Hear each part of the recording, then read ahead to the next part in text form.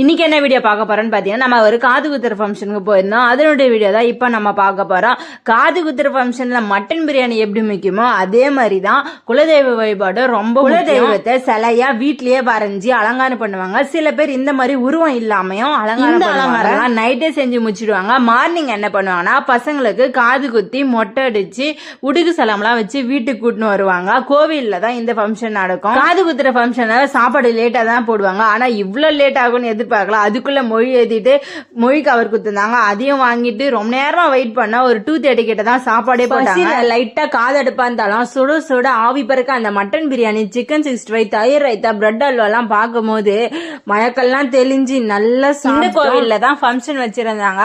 Function 11 மணிக்கெல்லாம் start ஆயிடுச்சு. ஆனா நாங்க வீட்டுக்கு போறதுக்குள்ள டைம் பாத்தீங்கன்னா 4 மணி ஆயிடுச்சு. அப்புறம் என்ன, வீட்டுக்கு போயிட்டு உண்ட மயக்கம் நல்லா தூங்கிட்டேன். Thank you to all.